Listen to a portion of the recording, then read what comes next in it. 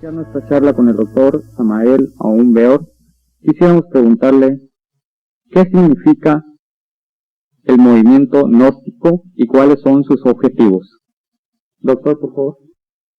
El movimiento gnóstico se ocupa precisamente de gnosis.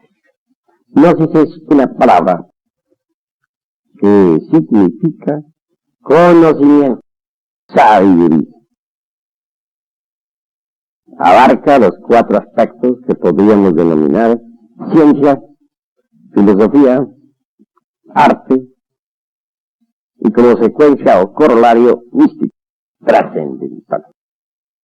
Objetivos: llevar la enseñanza de tipo gnóstico a toda la humanidad, sin diferencia de sectas, razas, casta, sexo o color. Gnosis existe en toda pieza arqueológica, en todo nicho, pirámide, sepulcro, etc. Lo interesante es precisamente extraer la gnosis sabiamente y según reglas de entre las distintas piezas arqueológicas halladas no solamente en nuestra patria mexicana, sino en todas las latitudes del mundo. Doctor, dentro de las enseñanzas gnóstico-científicas se habla mucho acerca de la Atlántida. Por ejemplo, ¿podría ilustrarnos usted al respecto?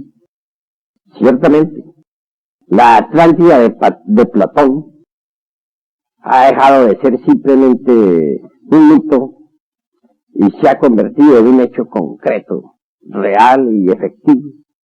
A poco, en España, un grupo de científicos se preparaban para la exploración de la Atlántida. Obviamente ha sido descubierta en el océano que lleva su nombre.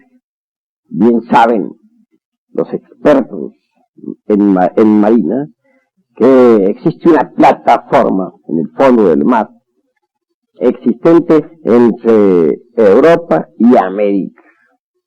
Incuestionablemente tal plataforma es Atlántida. En algún tiempo estuvo este continente a flor de mar, como se dice, es decir, existió, y en él vivieron muchos millones de seres humanos. Se extendía de sur a norte. Tuvo una poderosa civilización y más tarde se hundió entre las embravecidas olas del océano.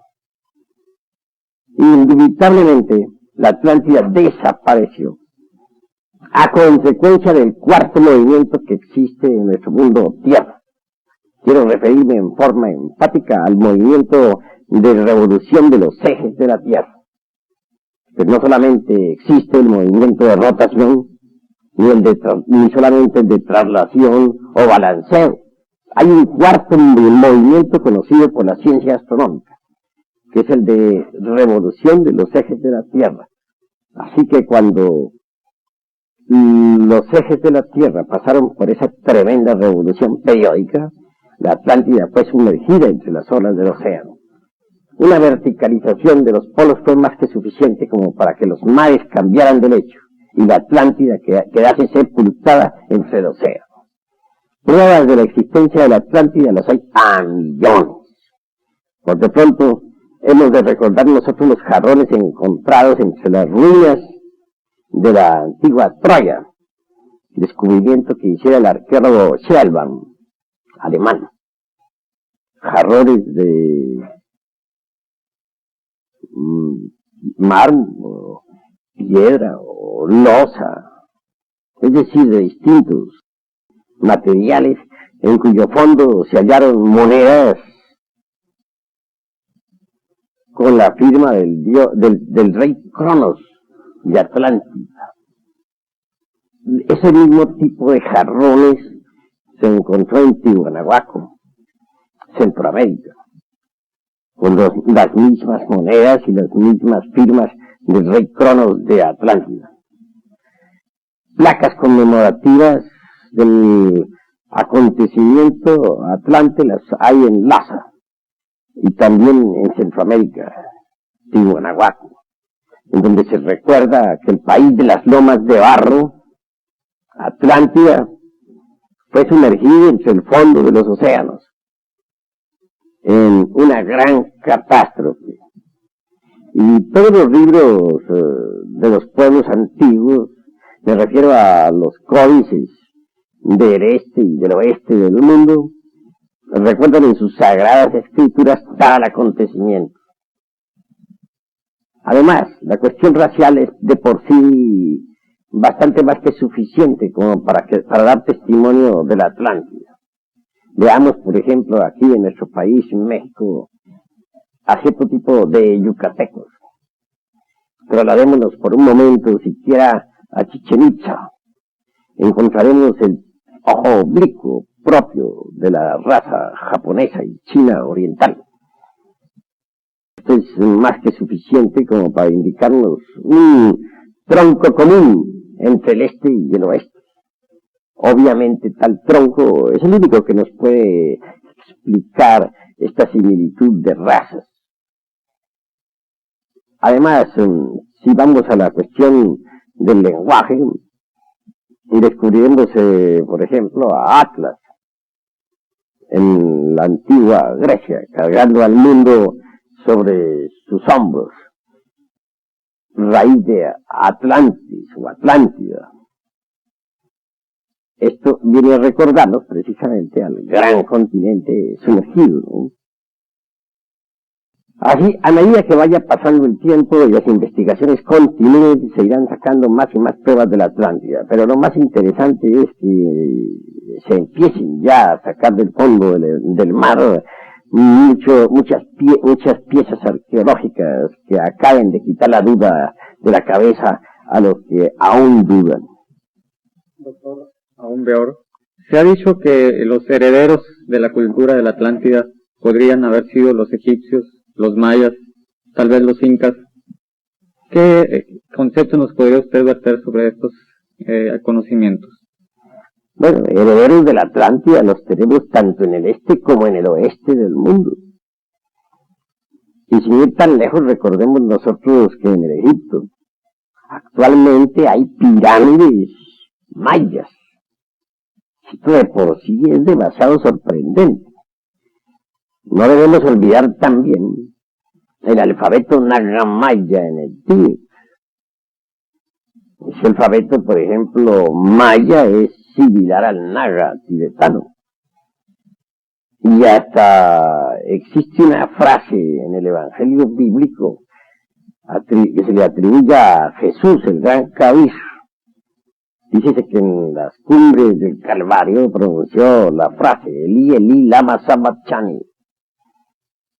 Los judíos se decían a sí mismos, ¿pero qué quiere decir este? Tal vez está llamando a Elías o a alguno de los profetas. Vamos a ver si Elías viene a auxiliarle. Eso moviendo la cabeza en señal de mofa, claro está que sí. Los judíos realmente no entendieron el significado de esa frase. No era frase hebrea, ni sánscrita, ni tibetana. Cualquier indito de Guatemala lo sabe traducir instantáneamente. Me refiero a los mayas.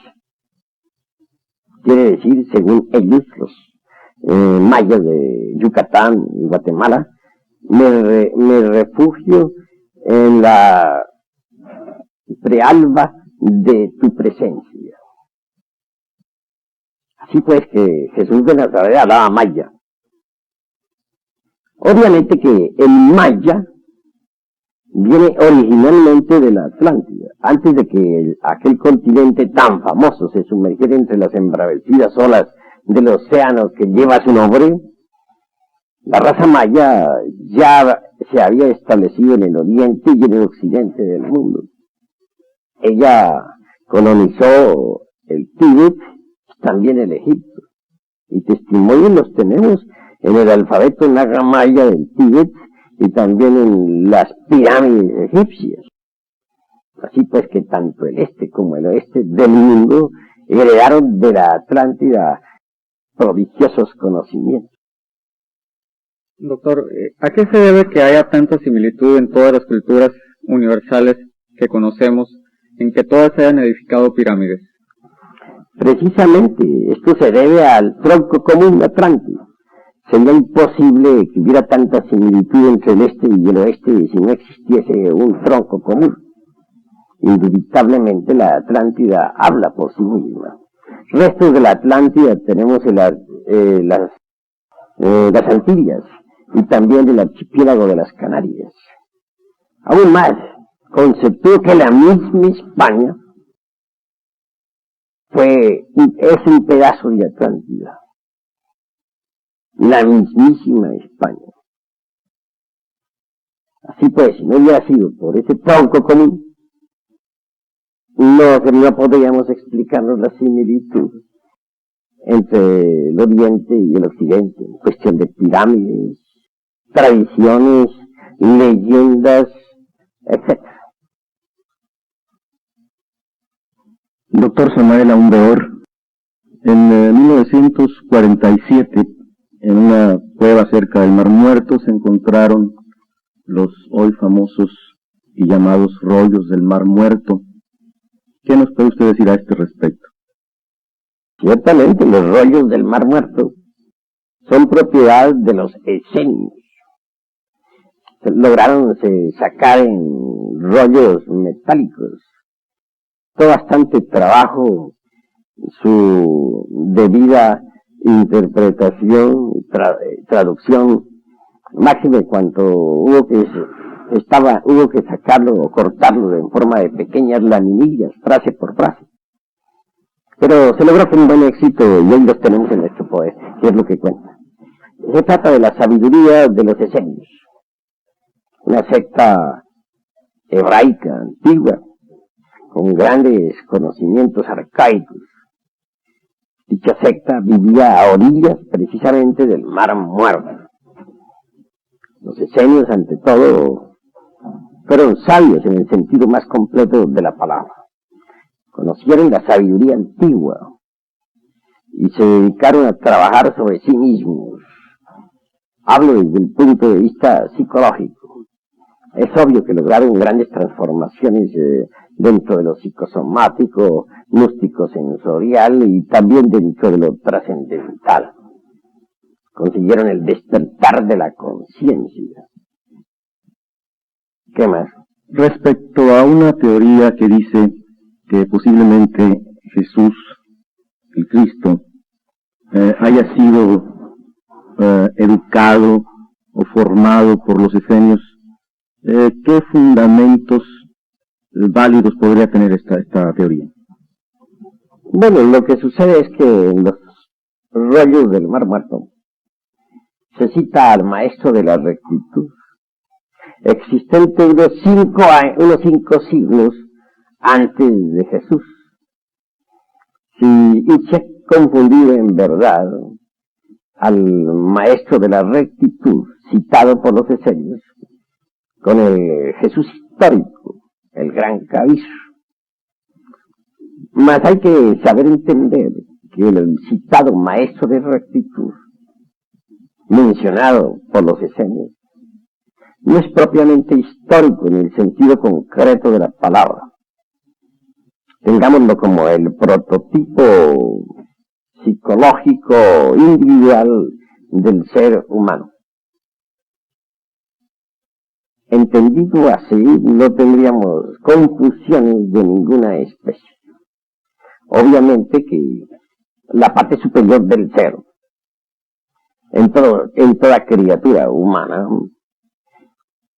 según antiguas teogonías y viejas tradiciones que se pierden en la noche aterradora de todas las edades, es crística en gran manera. Lástima da verdaderamente que se hayan olvidado esos conocimientos arcaicos. Debido a tal olvido, la humanidad ha caído en una especie de antropomorfismo grave.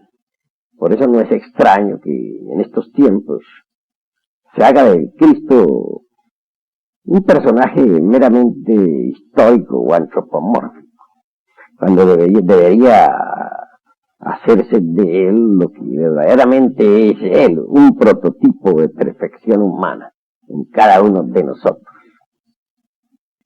Y respecto también a los rollos del Mar Muerto, pues se hizo un gran revuelo a raíz de su descubrimiento y de todas las peripecias para descifrarlos. Pero también tengo entendido que luego hubo un gran silencio a ese respecto. Es decir, se dejó de hablar por mucho tiempo de ese gran descubrimiento. ¿Podría usted indicarnos alguna razón que usted piense para ello? Ciertamente la existe, y de mucho peso. Si en principio la gente se entusiasmó por tal descubrimiento, después se enfrió al no poder entender el sentido de tales rollos. Por último, se echaron al olvido. Sin embargo, hay gentes que todavía estudian los rollos del Mar Muerto. Creo que valdría la pena estudiarlos, porque contienen enseñanzas endotéricas trascendentales, que, debidamente comprendidas, podrían iluminar muchos rincones oscuros de nuestro entendimiento. Doctor Beor, en todos los antiguos libros, en todas las antiguas tradiciones y leyendas que la humanidad ha querido hacerlas así, leyendas, porque a veces no alcanzamos a comprender lo que encierran en sí mismas, se ha hablado de que antiguamente existían objetos voladores. En el Ramayana se habla de guerras nucleares o algo que podría asemejarse, de naves volantes, y en todas las antiguas culturas también se habla de esos objetos. Entonces quisiéramos que nos dijera nuestro público de Radio Escucha algunas cosas que pudieran venir dentro de esas naves, que si seríamos gente extraterrestre, si sería gente que habitó la humanidad en nuestra tierra desde hace muchos milenios, y que por los mismos ciclos de la vida se vayan acabando esas civilizaciones. Quisiéramos que nos dijera algo sobre esto, doctor Beor. Con el mayor gusto platicaremos un poco sobre estas inquietantes cuestiones relacionadas precisamente con los extraterrestres. En lo que a mí atañe, tuve una experiencia directa con los mismos. Para mí no es cuestión meramente teórica o utopística, sino que en realidad de verdad los conocí directamente. Me viene a la memoria en este momento un encuentro con extraterrestres. Hallábame precisamente en el desierto de los Leones, en el Distrito Federal. De pronto, un objeto volador no identificado descendió en un claro del bosque. Movido por la curiosidad, me dirigí al lugar. Y grande fue mi sorpresa al hallar una nave cósmica redonda, achatada, sostenida sobre un trípode de acero. Se abrió una escotilla y un hombre descendió por una escalerilla. Detrás de él venían unas 11 personas, delgados todos, de medianas estaturas, piel cobriza, amplias frentes, ojos azules, fisonomía noble, etc. Me acerqué al que consideré capitán de la nave, el hombre que descendió adelante. Le saludé, y grande fue mi asombro cuando él me contestó en perfecto español. Todo pensaba menos que los extraterrestres hablaran español. En general, todos los de la nave se sentaron en unos troncos de madera, árboles que habían sido derribados, estaban allí en el suelo. Rogué al capitán, diciéndole: soy escritor, me gustaría que usted me llevara a otro planeta del espacio. Preguntó: ¿a qué planeta? Dije: a Marte. Respuesta. Eso está allí nomás. Otra respuesta que fue para mí sorpresiva. Aquí nomás, me dice a mí mismo. Y lo dijo con aquel hombre con tanta naturalidad, como si se tratase de ir a la tienda de la esquina. Todas mis súplicas fueron inútiles. Le manifesté que desearía escribir algo sobre la vida en otros mundos, traer pruebas para convencer a los terrícolas.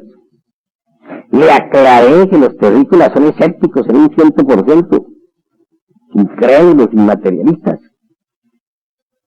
que de nada serviría que yo fuese a otro planeta si no traía pruebas. Porque aunque uno se hincara de rodillas, llorando lágrimas de sangre para convencer a los terrícolas, estos no le creerían a uno por nada de la vida si no les trae algo. Hay que traerles un aparato, un animal, o de perdido una piedra rara por allá, extraña, algo, porque son tremendamente incrédulos y materialistas. Bueno, se les puse al capitán todo lo que pude. Guardó silencio.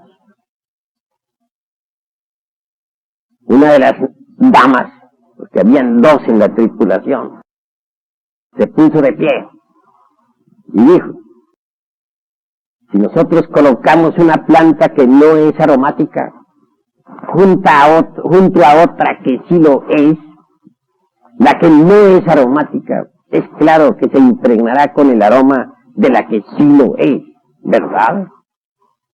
Respondí: claro está.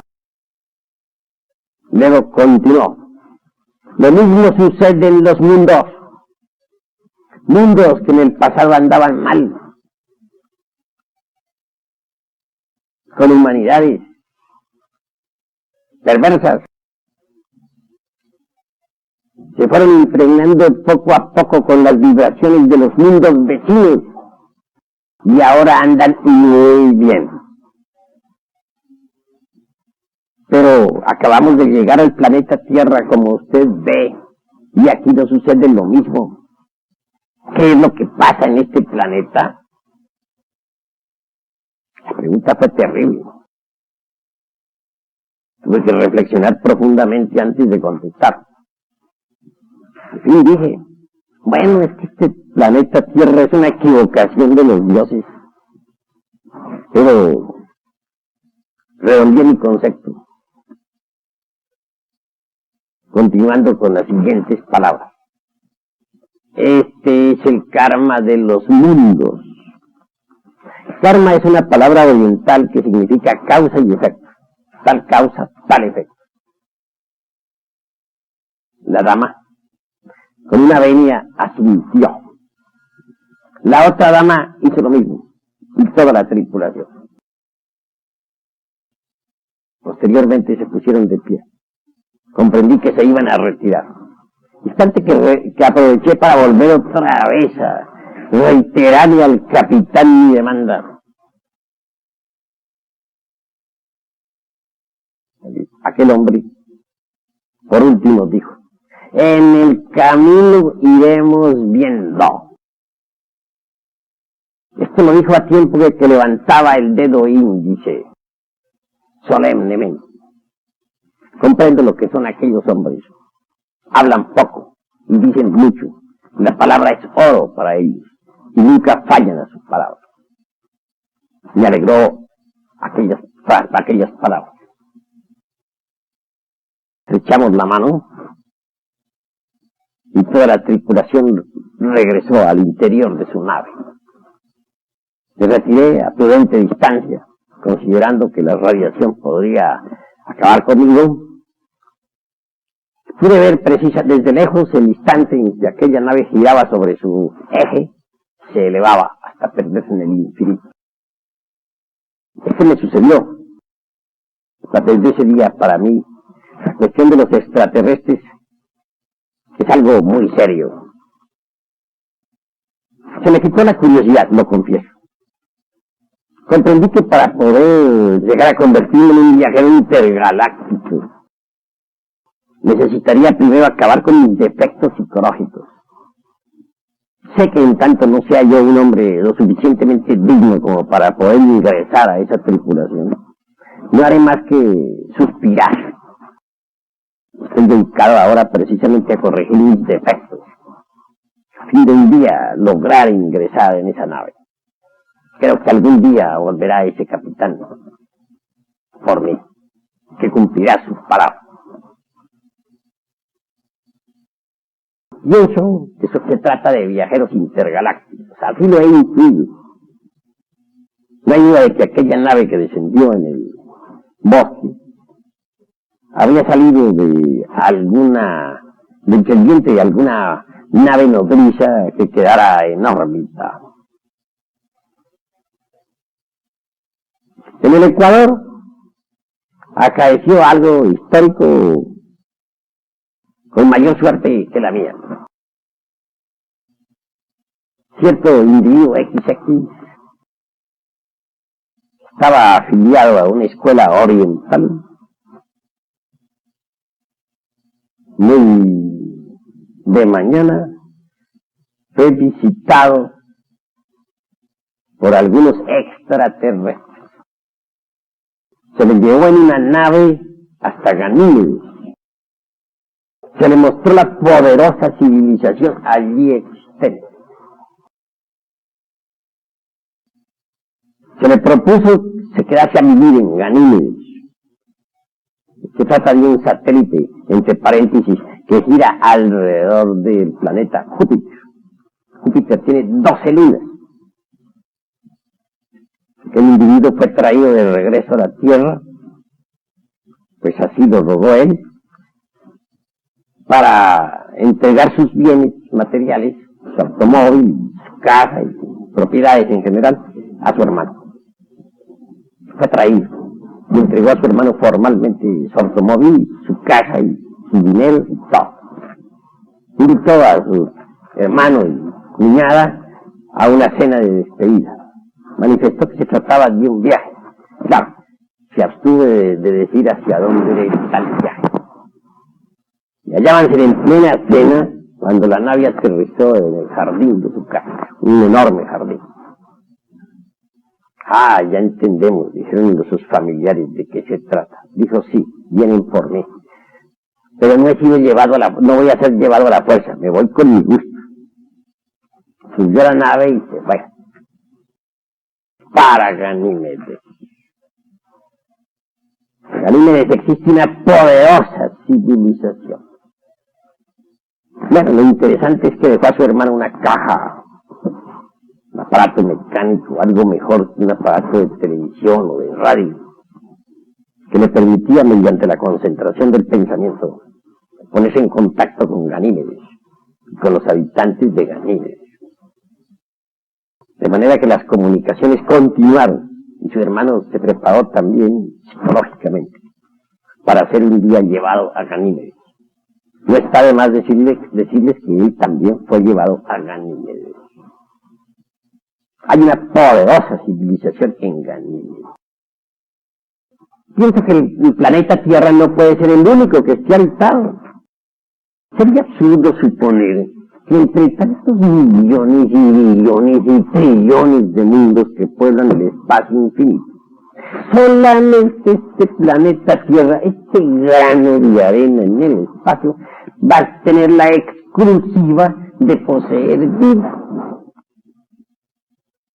Pensar así es pensar con mente medieval.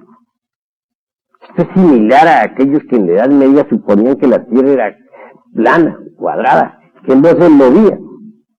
Recordemos nosotros que Galileo se atrevió a decir que era redonda y que se movía. Lo iban a quemar vivo en la Inquisición. Tuvo que jurar poniendo la mano derecha sobre la Biblia. Me dijeron, ¿jura usted que la Tierra no es redonda y que no se mueve? Él juró, dijo, Pulsemut, y dijo, lo juro, Pulsemut, se mueve. Lo juro, pero se mueve, se mueve. Así también pensar hoy en día nosotros que habitantes solamente hay en la Tierra, y que es el único mundo que tiene vida, es pensar con mente medieval, al estilo inquisitorial. No es eso inteligente. Nosotros debemos ser revolucionarios en el pensar. Doctor Samael Aún Weor, usted me hace reflexionar sobre algunas cuestiones que siempre me han inquietado. Se ha hablado de los grandes secretos que encierra la pirámide, la gran pirámide de Egipto. También Nostradamus habla en sus obras sobre acontecimientos que han venido ocurriendo en la historia de la humanidad y que han sido destacados ya por ellos. ¿Es que la historia se repite o es que el hombre puede ver hacia el futuro? Ciertamente la gran pirámide es tremenda. Todas las medidas de la gran pirámide son proféticas. Allí está profetizada con entera claridad la Segunda Guerra Mundial, que ya acaeció entre los años 1939 y 1945. También estuvo debidamente profetizada la Primera Guerra Mundial entre el 14 y el 18. Está profetizada la gran catástrofe que se acerca y que ya estamos a la puerta de la misma. Recordemos nosotros a los mayas, no son tan ignorantes como la gente lo supone. Tuvieron conocimientos grandiosos de astronomía y los tienen todavía. Ellos están en estos precisos momentos aguardando el Catún 13. ¿A poco estuve precisamente entre ellos? Y estoy informado de lo que estoy diciendo, directamente. Aguardan la gran catástrofe para el Catún 13. Los 13 Catunes mayas son maravillosos. Son una especie de ciclos históricos debidamente definidos. Los 12 Catunes anteriores se cumplieron con toda exactitud matemática. Y en estos precisos momentos ellos se están preparando para el Catún 13, en el que se dice habrá una gran catástrofe que cambiará la fisonomía geológica de nuestro mundo Tierra en forma total y definitiva. Obviamente, de producirse tal catástrofe, pues tiene que venir el desastre para toda nuestra raza. Morirá la humanidad en su totalidad. Sin embargo, pienso que también un pequeño grupo puede salvarse. Siempre después de toda catástrofe hay sobrevivientes. ¿Qué no los podría haber ahora? Sabemos que hay un mundo gigante, colosal, imponente, que viene rumbo hacia la Tierra. Sigue una órbita definida. Se trata de un mundo que pertenece a otro sistema solar. Quiero referirme en forma enfática al sistema solar Pilar. Ese mundo colosal tiene en realidad de verdad una órbita tremenda. No. Cuando llegó al final de la época lemúrica, continente otrora situado en el Océano Pacífico, el fuego de los volcanes entró en erupción y a través de 10.000 años de terremotos fue desapareciendo aquel gigantesco continente hasta que se acabó definitivamente. Fue cubierto por las aguas del Pacífico. Restos de Lemuria tenemos toda la Australia y la isla de Pascua, situada frente a Chile. Cuando llegó al final de la época Atlante, se produjo la revolución de los ejes del mundo. Entonces los mares cambiaron de lecho y se tragaron a ese gran continente, con toda su poderosa civilización. Ya viene nuevamente ese mundo colosal. Obviamente que traerá una gran catástrofe. Se trata de Barnard I, según los astrónomos. Ahora bien, lo que estoy afirmando no es a priori, tiene documentación. En nuestra institución tenemos en realidad de verdad un mapa cosmológico, trazado no por nosotros, sino por los observatorios de astronomía. es de orden oficial. En él está dibujada lo que va a ser la gran catástrofe. Hercólogos es un mundo 6 veces más grande que Júpiter, miles de veces más grande que la Tierra. Se dirige hacia la órbita de la Tierra. Cuando se encuentre ya a cierta distancia, incuestionablemente atraerá el fuego líquido que existe en el interior de nuestro mundo. Este último saltará hacia la superficie y habrán volcanes en erupción por todas partes y fuego líquido circulando. Total, se quemará toda la costa terrestre. Y en el máximo de acercamiento de Hercólogos, o Barnard I, como se le llamara ahora en estos tiempos, se producirá otra revolución de los ejes de la Tierra semejante al del Atlántico. Entonces los polos se convertirán en Ecuador, el Ecuador en polo. Los mares se desplazarán y los continentes actuales quedarán sumergidos bajo el fondo de los océanos. Total, viene el fin de la raza aria. No hay duda de que más tarde surgirán nuevos continentes del fondo de los mares. Tampoco pienso que toda la humanidad tiene que terminar. Obviamente debe haber sobrevivientes, y los habrá. Habrá un pequeño grupo de sobrevivientes, que servirán de núcleo para la futura gran raza que habrá en el mundo. Pero piensen ustedes que viene una gran catástrofe, y que son los mismos observatorios de astronomía quienes han dibujado el mapa de la catástrofe. Es oficial la cuestión. Si no se le ha dado publicidad en todos los países de la Tierra, se debe a la censura de muchos gobiernos, que no quieren en modo alguno que los observatorios causen psicosis colectiva. Pero el asunto es de orden oficial. Los mayas lo saben. Estuve entre ellos. Se le preguntaba a un anciano maya: ¿Tu hijo verá esto? Respuesta: mi hijo no lo verá. ¿Tu nieto lo verá? Sí, mi nieto sí lo verá. Los mayas son sabios, en el sentido más completo de la palabra. Quienes se atrevan a decir que los mayas son ignorantes, se ve que desconocen completamente la antropología. Bueno, pues yo le iba a preguntar más o menos una fecha planteada en esos términos, pero pues ya oyó usted la respuesta.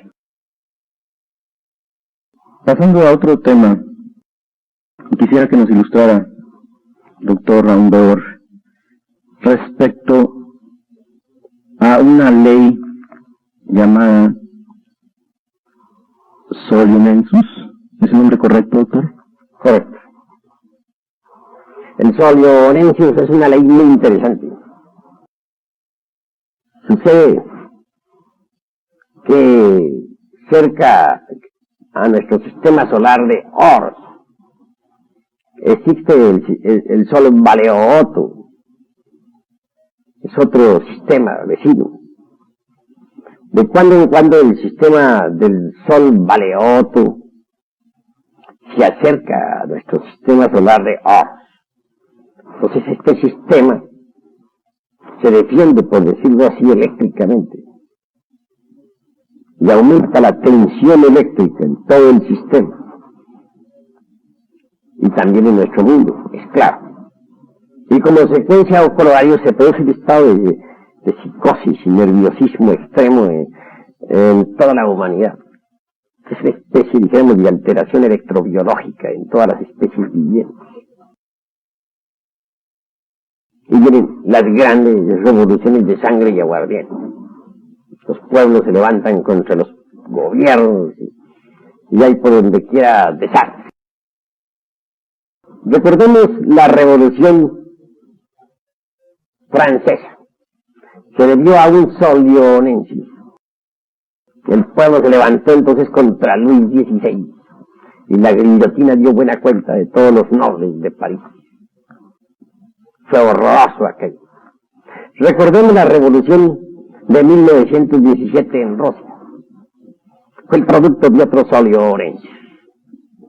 Ya ciertos sabios gnósticos aguardaban ese Solionensis y sabían lo que iba a suceder en Rusia en 1917.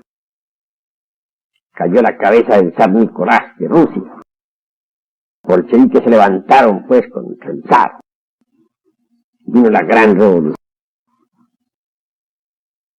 Esos Solionencios siempre han sido terribles. En Egipto hubo otros. En un Solionencios de esos, el faraón y toda su familia fueron muertos. Se les traspasó con cables de acero, de forma tal que se formó un collar macabro.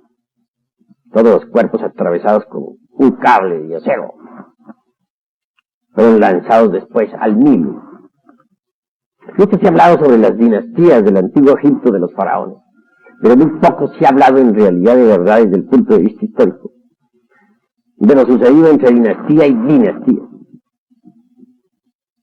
En un Solionencios de esos, para poder erigir nuevo gobernante, se dijo que el que pudiera poner sobre un determinado vaso de alabastro el mayor número de ojos de dobles, ese sería faraón. No hay duda de que se cometieron crímenes horribles. Piensen ustedes lo que eso significa. Cada vez que un Solionencios, pues, llega a nuestro mundo, se producen acontecimientos de esa clase. Esa es la ley del Solionencios. Es una presión eléctrica que inevitablemente produce alteración en los nervios de la humanidad. Los desórdenes electrobiológicos son terribles. También dentro de la historia de la humanidad ha habido casos de hombres que se dice que son hombres excepcionales. Me refiero a los mutantes. ¿Qué es lo que nos podría usted ilustrar, doctor? Sí, hay mutantes. Uno podría transformarse en mutante si en realidad de verdad disolviera el ego, el yo. Porque indubitablemente el yo no es una fuente de bendiciones, sino más bien de desastres. El yo es un manojo de pasiones, odios, violencias, rencores, lujuria, alcohol. Si no lograra eliminar el ego, el yo, solo quedaría en uno el ser. Y el ser en sí mismo es el ser. Y la razón de ser del ser es el mismo ser. Cuando el ser queda en uno y el ego ha sido eliminado, reina entonces la plenitud en nosotros. Mutantes son individuos sagrados en el sentido más completo de la palabra. Individuos que lograron eliminar el ego, el yo. Individuos transformados. Es posible eso, y nosotros tenemos métodos y sistemas mediante los cuales podemos disolver el yo psicológico. Es decir, uno se podría transformar en un mutante, una persona con mayor conocimiento, con mayores experiencias, con mayores vivencias. Así es. Uno puede transformarse en un mutante si así lo desea. El todo está a conocer, pues, el sistema, el método. Y nosotros, en nuestra institución, lo tenemos. ¿Podría usted darnos algunos nombres que usted piense que han llegado a ese estado ideal de mutante? ¿Cómo no? Con el mayor placer. Tenemos nosotros el Conde San Germán. Se le menciona en la historia. Y aunque ustedes no lo crean, porque yo sé que no lo van a creer, por anticipado lo sé, existió durante los siglos XVI, XVII, XVIII, XIX en Europa. Se muere en las cortes de todos los reyes. Es amigo de María Antonieta. Es amigo de Luis XV. Figura en todas las cortes de esos tiempos. En Austria se le conoce como príncipe Rákóczi, etc. Trata de un mutante. Ahora la humanidad solamente ha tenido acceso a la ciencia oficial. Y la ciencia oficial no es toda la ciencia del universo.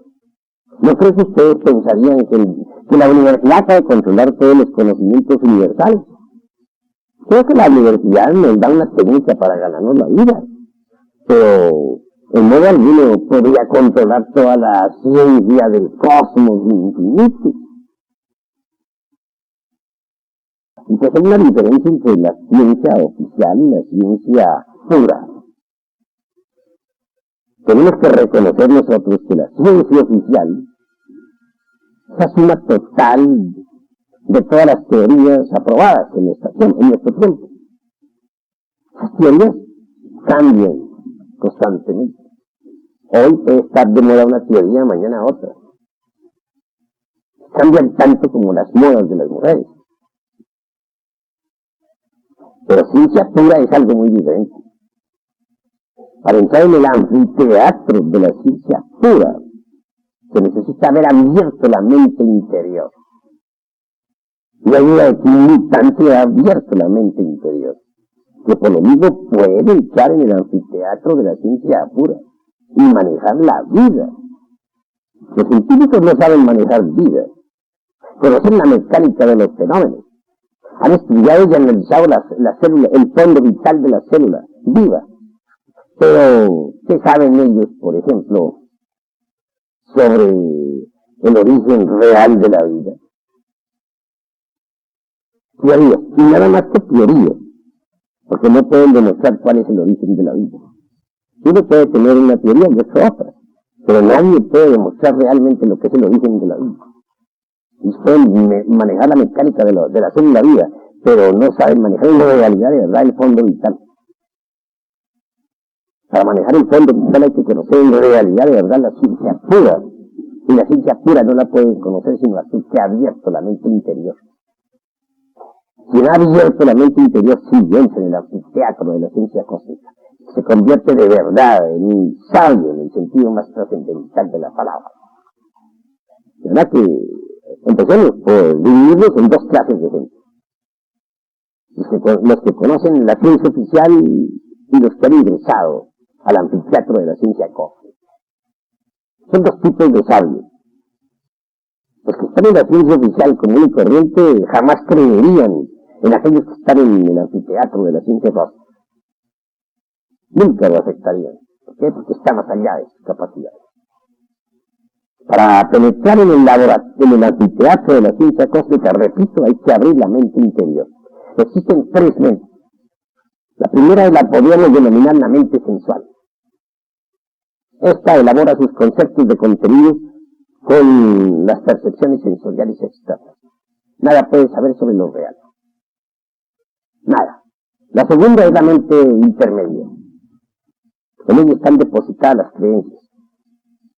Un hombre puede darse el lujo de creer en todo lo que quiera, pero eso no lo transforma.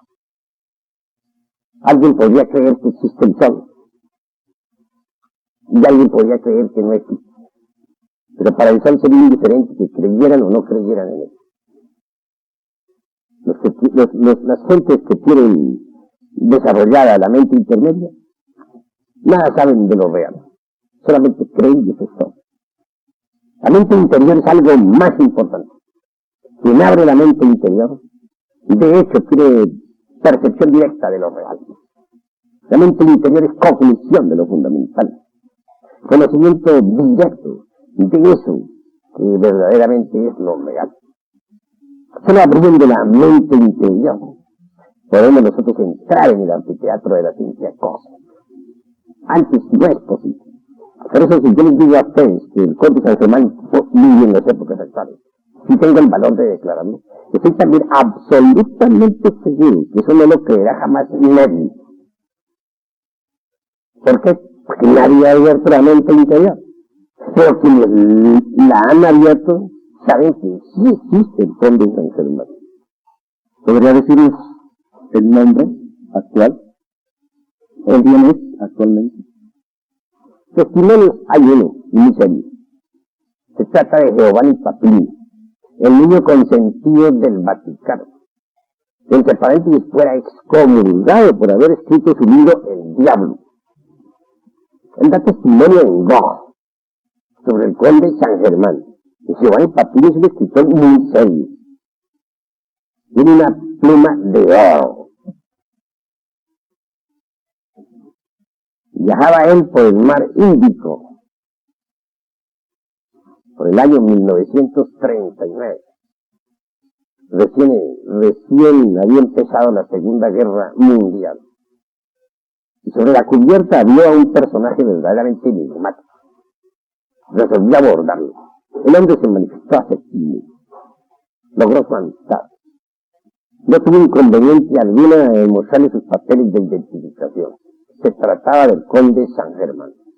Regresaba de Europa. Se había entrevistado con los hombres de Estado. Había tratado de aconsejarles para que no cometieran el error de lanzarse a la guerra. Como quiera que los encontró tan empeñados en la dura batalla, no le quedó más remedio que regresarse al Asia. En Calcuta, donde se detuvo el barco, el conde San Germán saltó a tierra. Allí le recibieron un grupo de venerables lamas tibetanos que habían venido por él. Con ellos se fue. Manifestó el conde San Germán a Giovanni Papini que él regresaría nuevamente al mundo occidental en el año de 1999, que ahora marcharía hacia su santuario del Tíbet. Y ahí el caso de un mutante. Los mutantes existen, aunque la gente no lo crea. Ahí sí que les diría a ustedes como Galileo, Ursemut Semón. Doctor Samael Aún-Weor, ¿por qué la fecha trascendental de 1999 se ha hecho tanto énfasis? Usted acaba de mencionarlo con el conde de San Germán. Nostradamus también lo cita como una época, una fecha que va a ser trascendental para la historia de la humanidad. ¿Qué nos podría usted decir al respecto? Ciertamente es una fecha bastante discutida. Nostradamus pone 1999 como el año de la gran catástrofe. Asegura que el reino terrible, dice, asaltará a París desde el cielo. Se refiere en sus cuartillas indudablemente al planeta Hercólogos. Y en cuanto al término París, es profundamente simbólico. Propiamente está haciendo alusión, pues, al planeta Tierra en general. Pues el lenguaje de Nostradamus es así, alegórico. Se dice que la Tierra parecerá haber sido sacada de su órbita en ese año. Que habrá una gran oscuridad. Indudablemente se trata de un eclipse. Obviamente al colocarse Hercólogos entre el Sol y la Tierra, tiene que producirse un eclipse. Y todo el mundo, todos los estudiantes, aquellos que han leído alguna vez las Centurias, aguardan esa fecha. Sin embargo, los mayas afirman que solo hasta el Catún 13 vendrá esa catástrofe. Y los mayas colocan esa catástrofe por el año 2043. De manera que hay dos conceptos. El uno es el de Miguel de Nostradamus, el gran astrólogo y médico, y el otro es el de los mayas de Yucatán. Yo francamente creo que el acontecimiento puede acaecer en el Catún 13. En este estoy con los mayas. Cambiando un poquito de tema, doctor, ¿qué nos podría usted decir acerca del karma? Bueno, karma es una palabra que significa causa y efecto. Toda causa produce su efecto. Y todo efecto puede producirse en causa, puede convertirse en causa. Esa es la palabra karma. Ley de acción y consecuencia. Obviamente, una mala acción tendrá una mala consecuencia. Y una buena acción tendrá una buena consecuencia. Así es como trabaja la ley del karma. Cada uno de nosotros es artífice de su propio destino. Cada uno de nosotros crea su propio destino, es un creador de su destino. Si nosotros sabemos aprovechar bien el presente, hasta el máximo, trabajando rectamente, obviamente crearemos un buen karma, un buen destino. tendremos un futuro maravilloso. Pero si nosotros no sabemos aprovechar la vida de instante en instante, podremos originar un karma desastroso. Un hombre que sabe vivir rectamente, de momento en momento, que aprovecha cada segundo de su vida para trabajar en favor de la humanidad y para transformarse psicológicamente, es un hombre por venir, es un hombre que puede crearse un futuro maravilloso. En busca de la verdad trascendental, siempre se han creado, en la historia de la humanidad lo hemos visto muchas veces, grupos o asociaciones que han trabajado con carácter secreto. Podríamos referirnos a los esenios, a los cátaros, a los fenicios, a los masones. ¿Qué tendrían todos estos grupos de relación con la asociación gnóstica que usted representa, doctor? Bueno, la Asociación Gnóstica de Estudios Antropológicos y Culturales, Asociación Civil, respeta todas las escuelas, organizaciones, sectas, órdenes, etcétera, etcétera, etcétera. Sabemos muy bien que si no se trabaja con los tres factores de la revolución de la conciencia, no se llega a ninguna conclusión lógica. Quiero referirme en forma enfática a esos tres aspectos que son: nacer, morir, sacrificarse por la humanidad. Nacer. Es necesario crear al hombre dentro de nosotros mismos, porque el hombre actual es un hombre no logrado todavía. Estoy de acuerdo con lo que cierto profesor universitario dijo en México. Nosotros, afirmó, somos tan solo mamíferos racionales. Me parece que está correcta esa definición. Lo interesante sería ahora crear al hombre dentro de sí mismo. Esto es posible aprendiendo a transmutar las secreciones sexuales. Porque es por medio del sexo como nosotros nos reproducimos. Somos hijos del sexo, somos hijos de un hombre y de una mujer. Si aprendemos nosotros a transmutar la libido sexual, tal como nos enseña Sigmund Freud en su psicoanálisis, es posible entonces crear dentro de nosotros mismos al hombre. Federico Nietzsche nos habla del superhombre, pero cometió un error muy grave, se olvidó del hombre. Hay que crear primero al hombre antes de pensar en el superhombre. Obviamente que si transmutamos el esperma sagrado, el exiogesare, podemos obtener energía creadora. La energía inevitablemente condensa en otras formas de vida. La energía creadora, por ejemplo, en una octava superior, viene a condensar en el famoso cuerpo astral de que nos hablan los sabios antiguos, de que nos hablara Paracelso, Felipe Teofrasto, Bombacho de Ongenay. Ese cuerpo astral no será perceptible para los ojos físicos, pero quien lo tiene puede usarlo. Uno sabe que tiene un cuerpo astral cuando puede usarlo, cuando puede viajar con él fuera del cuerpo físico, cuando puede con ese vehículo transportarse a cualquier lugar del espacio infinito. Es una realidad.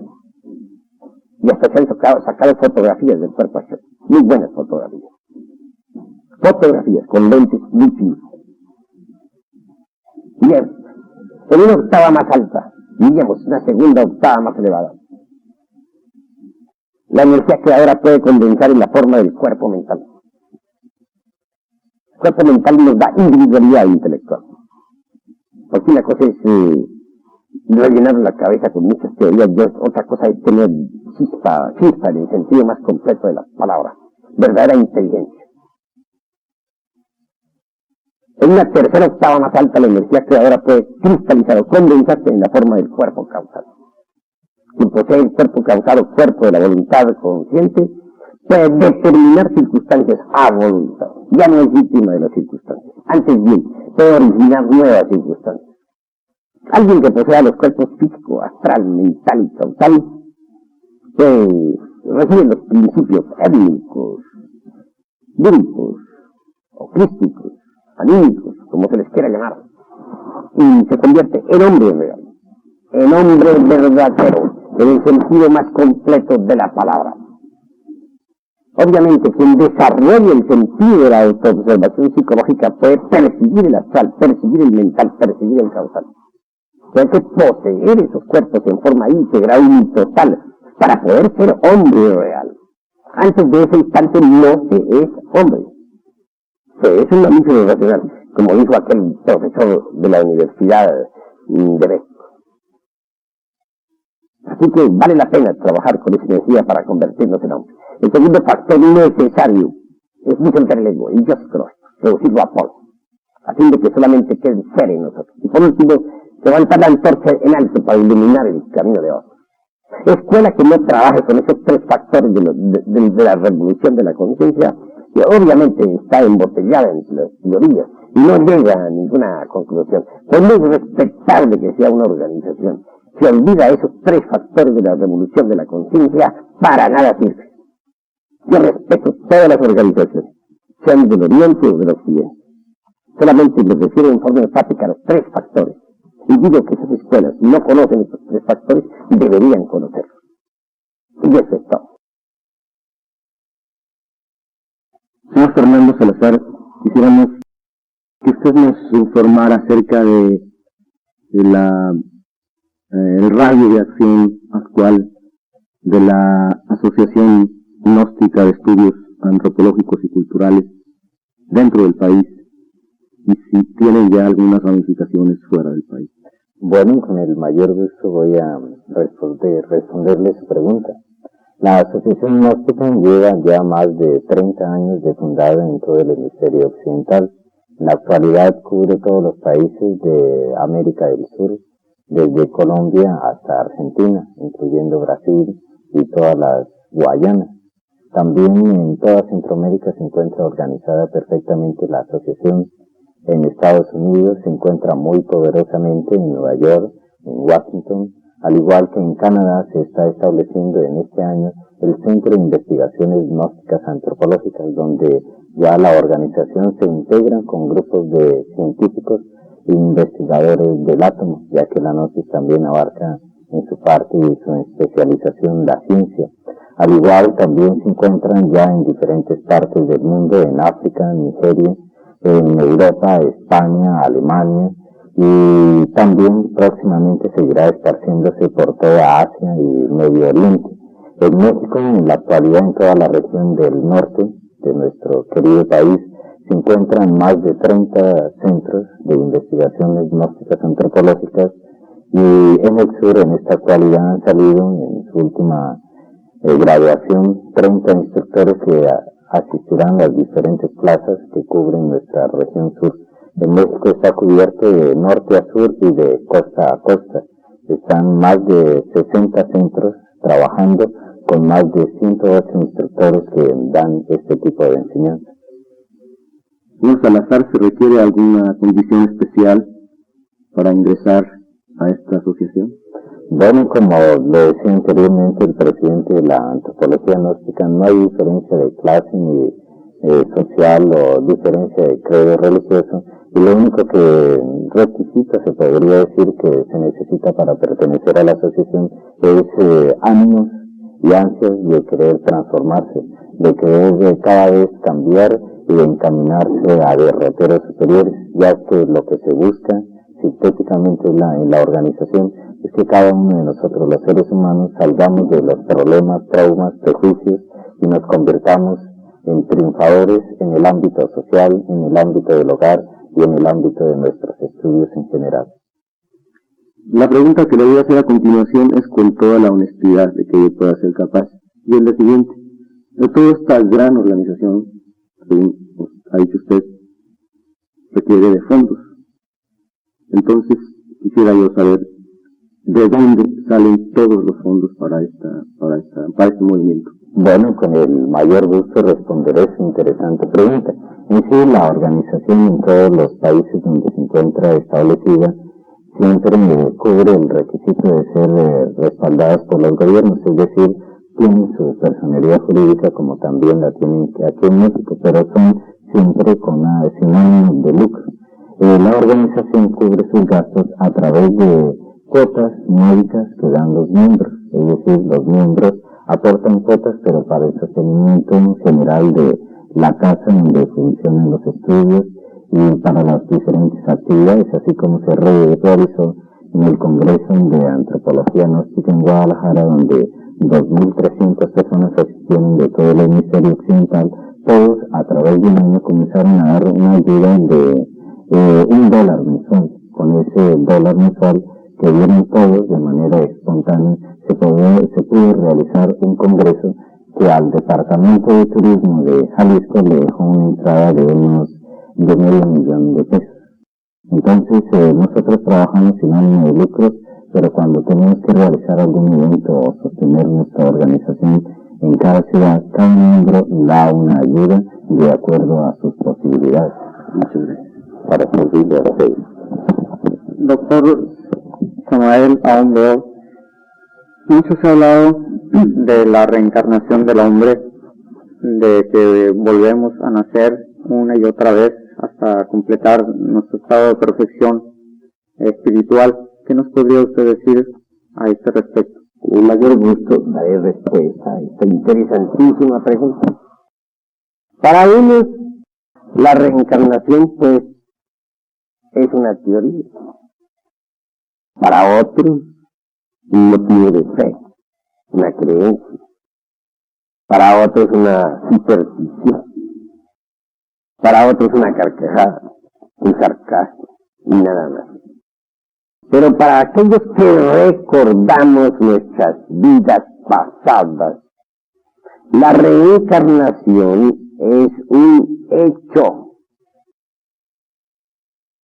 Ahora bien, hay que hacer una plena diferenciación entre lo que es la ley de la reencarnación y lo que es la ley del eterno retorno de todas las cosas. Reencarnación significa el descenso de la divinidad en un hombre. La repetición de ese evento es precisamente eso, reencarnación. Repito, encarnación es el descenso de la divinidad en un hombre. Cuando se repite el evento, se llama reencarnación. De manera que reencarnarse, solamente se reencarnan los hombres que se han autorrealizado. Un Jesús, un Nazaret, un Buda, un Hermes Trismegisto, un Quetzalcóatl, etc. Retorno es otra cosa. Pero para saber cómo se retorna, tendré que tocar ligeramente la cuestión muerte. La muerte en sí es una resta de quebrado. Terminada la operación matemática, lo único que continúa son los valores. Esos valores los traga la eternidad. Se sumergen en el espacio psicológico, en el ultra de todas las cosas, en las dimensiones superiores de la naturaleza y del cosmos. Los valores se atraen y repelen de acuerdo con las leyes de la imantación universal. Pero retornan, regresan, se reincorporan. Dan origen a nuevas células con sus percepciones y sensaciones. Aparecen en un nuevo organismo. Esa es la ley del eterno retorno de todas las. Junto a esa ley va otra que se llama ley de recurrencia. Todo vuelve a ocurrir tal como sucedió. También debe ser explicada esta frase. La muerte es como una película. Digo, la vida es como una película, ¿viste? Cuando se llega a la muerte, sencillamente se ha regresado al punto de partida original. Entonces esa película se absorbe en eternidad. Cuando los valores retornan, regresan, se reincorporan, desarrollan en sí, o proyectan otra vez sobre esta especie de la existencia la película de la vida. Esa misma película de vida. Si uno altera esos valores, la película continuará sin alteración. Pero si uno logra eliminar los falsos valores, la película podrá ser modificada. Un hombre es lo que es su vida. Si él no trabaja su propia vida, está perdiendo el tiempo miserablemente. Nosotros los gnósticos queremos hacer de nuestra vida una obra maestra. Cuando lo logramos, conseguimos la liberación final. Pero hay que trabajar en su propia vida, modificarla, transformarla, radicalmente. Y eso solamente es posible eliminando de nuestra naturaleza psicológica los elementos psíquicos indeseables. Ira, codicia, lujuria, envidia, orgullo, pereza, gula, etc. Son tantos nuestros defectos psicológicos que aunque tuviéramos 1000 lenguas para hablar y para dar y hacer, no alcanzaríamos a enumerarlos a todos cabalmente. Así pues, siempre vivimos retornando. Y nos movemos de acuerdo con la ley del recurrente. Todo vuelve a ocurrir tal como sucedió, más sus consecuencias. Cada existencia es una repetición de la vida pasada, más sus consecuencias. Quienes lleguen a recordar existencias anteriores podrán evidenciar lo que nosotros aquí estamos afirmando. En cuanto a mí se refiere, en nombre de la verdad de decirles que recuerdo todas mis existencias anteriores. Por eso para mí, lo que estoy afirmando es un hecho. Sí, doctor. ¿Nos podría usted hablar acerca de algunas de sus experiencias anteriores? Vidas anteriores. Algunas pueden ser de importancia y otras pueden no tener la menor importancia. Yo creo que en mi pasada existencia fui Daniel Coronado, que anduve en la División del Norte, por ejemplo, con las fuerzas de Pancho Villa. Algunos lo creerán y otros no lo creerán, pero yo que lo viví, para mí es muy largo poderme a narrar toda una vida. Únicamente me contento con decirles que fui Daniel Coronado, que estuve en la revolución y que no se me ha olvidado absolutamente nada de lo que me acaeció en esa existencia. Es la inmediatamente anterior a esto. La inmediata anterior. Si quisiera enumerar todas mis vidas anteriores, estoy seguro que nuestro honorable público al fin se dormiría porque son muy largas. Piensen ustedes lo que significa nomás citar una sola vida. Nombres, apellidos, historia, la biografía entera de una existencia. Eso es muy largo. Ahora, narrar unas cuantas decenas o centenas, decenas de vidas anteriores, pues no tiene caso. Eso es muy largo. Me invito a decirles que recuerdo mis existencias anteriores. Dentro del temario que usted está tratando, doctor, hay un punto que trata acerca del desarrollo de los chakras. ¿Qué hay de eso? Chakras o centros magnéticos del hombre son muy importantes. Obviamente existen 7 fundamentales en la espina dorsal. Despertamos acción sexual. Ante todo debemos reconocer que en el esperma sagrado existe la cosa más grandiosa que nos puede transformar radicalmente. Actualmente hay una sociedad en los Estados Unidos que se llama la Sociedad Oneida. Los miembros de esa sociedad han sido debidamente controlados por grandes médicos científicos. Y ningún varón allí cometería el error jamás de eyacular el semen, es decir, la entidad del semen, el contacto sexual de todas las parejas controladas por la Sociedad del Medio de los Estados Unidos de Norteamérica. Permite que haya conexión del yin y yang, pero jamás eyaculación del semen.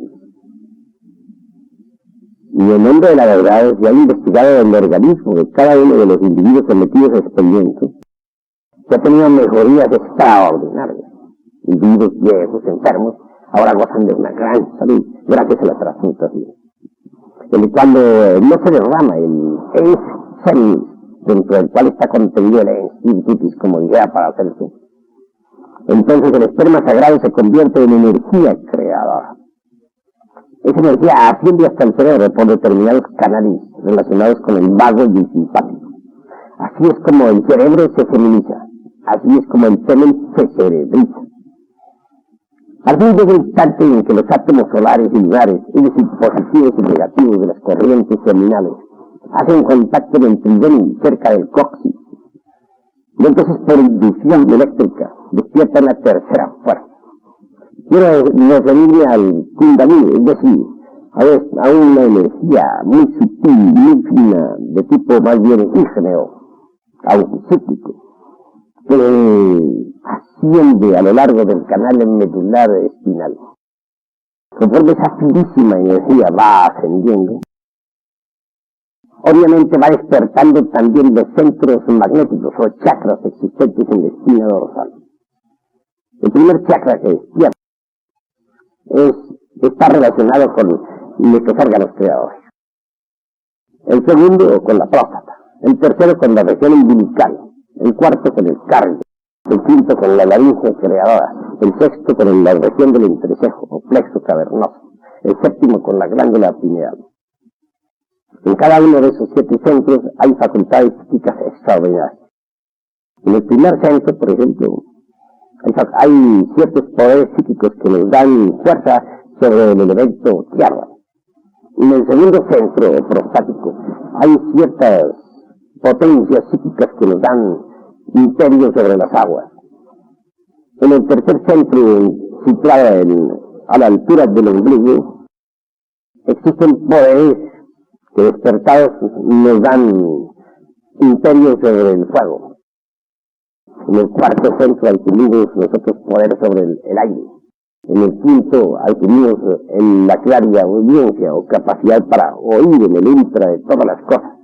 En el sexto adquirimos el desarrollo de la clarividencia, que nos permite ver en el intra del universo.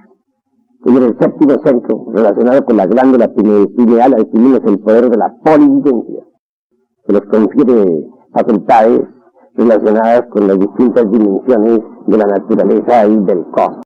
Obviamente, solo mediante la transmutación de la energía creadora es posible lograr tales poderes. Y se pueden lograr, pero hay que transmutar el esperma sagrado de energía creadora y sublimar definitivamente la libido sexual. Muchos podrían objetar contra la transmutación de la libido sexual preconizada por Sigmund Freud en su psicoanálisis y por los científicos de la sociedad Oneida, etc. Pero aquellos que ya nos hemos acostumbrado a la transmutación de la libido sexual, sabemos que es benéfica en realidad de verdad, porque aumenta el potencial vital en el organismo humano. Se hablaba de poder sobre los elementos como tierra, como agua, como fuego. ¿Exactamente a qué clase de poder se refiere? Ya mencionamos nosotros a los mutantes. Indubitablemente ellos tienen poder sobre los elementos de la naturaleza, como lo demostrara Jesús de Nazaret, como cuando calmaba las tempestades o caminaba sobre las aguas del mar de Galilea. Ellos tienen poder sobre los elementos de la naturaleza, como lo demuestran todavía hoy en día ciertos yogis del Hindustán, que caminan por entre el fuego sin quemarse, que pueden flotar en los aires y atravesar una roca de lado a lado sin recibir daño alguno. Lo que estoy citando no es mera palabrería insustancial de charla ambigua. Hay muchos viajeros que han regresado de la India dando testimonio de lo mismo. Hindustán está muy antiguo. Todavía existen órdenes o sociedades, logias, donde que están dirigidas por verdaderos mutantes en el sentido más completo de la palabra. Doctor Samael Aún Weor, ¿cree usted que esta humanidad tendrá tiempo de llegar al grado de superhombre? Individualmente, si la gente se lo propone, lo logra. Tenemos precisamente en nuestra institución todas las reglas precisas para lograrlo. Tenemos métodos y sistemas que nos permiten llegar a esas alturas. Lo importante es, naturalmente, estudiar y practicar. El superhombre, ¿qué virtudes debe reunir o qué virtudes poseerá cuando llegue a ese grado? En primer lugar, el que alcanza las alturas del superhombre se distingue por su modestia y sencillez. Un superhombre jamás dirá que lo es. Antes procurará pasar desapercibido por donde quiera que circule. No intentaría jamás engreírse, ni publicarlo a los cuatro vientos. El verdadero superhombre se distingue por su humildad. El verdadero superhombre pasa anónimo y desconocido por todas partes. Es sencillo, en el sentido más completo de la palabra.